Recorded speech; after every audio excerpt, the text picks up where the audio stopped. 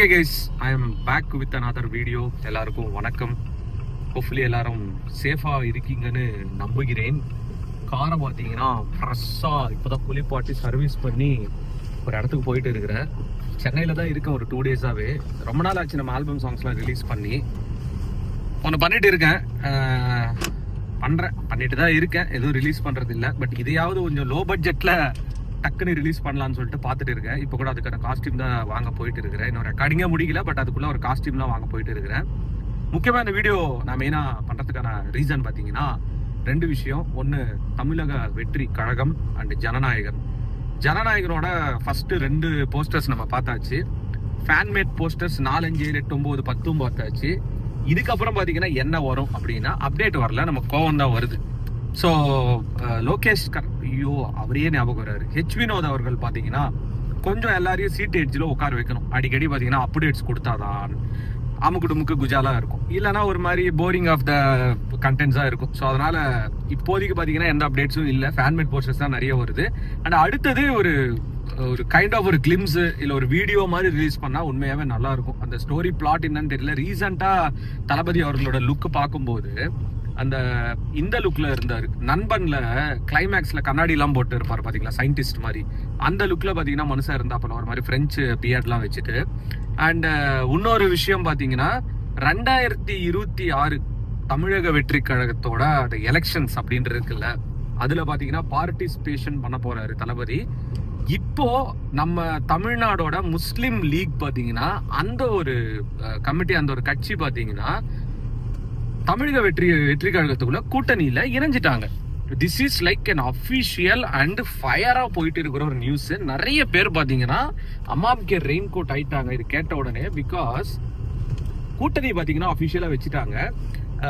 2026 பாத்தீங்கன்னா தமிழக வெற்றி கழகத்தோட ஒரு அஃபிஷியலா இது ரெடி ஆகிறதுக்கு.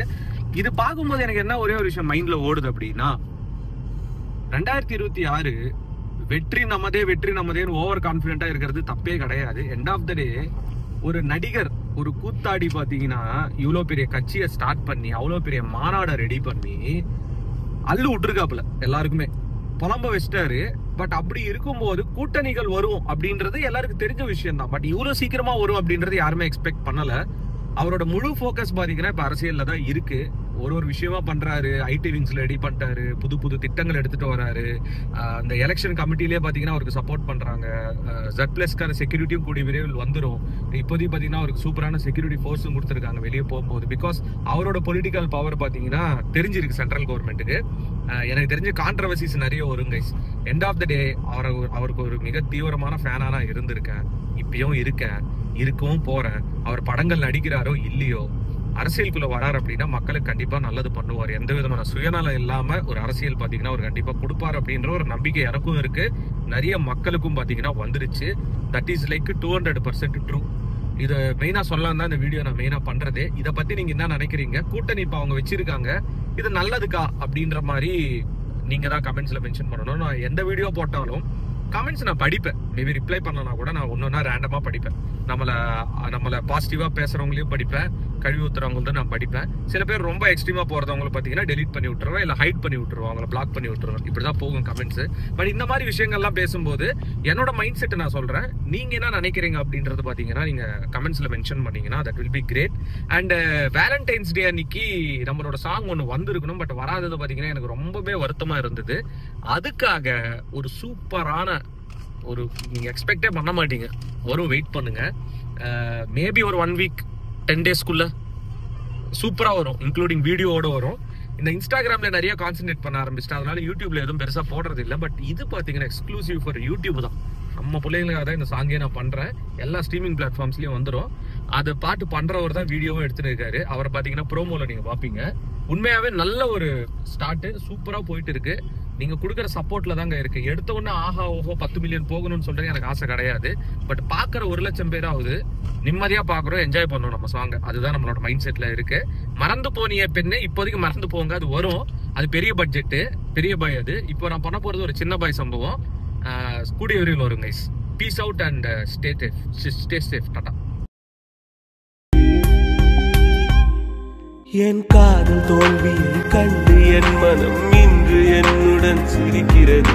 அட உண்மை காதலுக்கு மதிப்பு இல்லது இன்றுதான் எனக்கு தெரிகிறது. என் காதல் என்றுமே உண்மைதானடி என்று உனக்கு நான் தெரிஞ்சாரு. என்னை விட்டு போரடி கொஞ்சம் இல்லடி காதல் என்று அது போய்தானோ.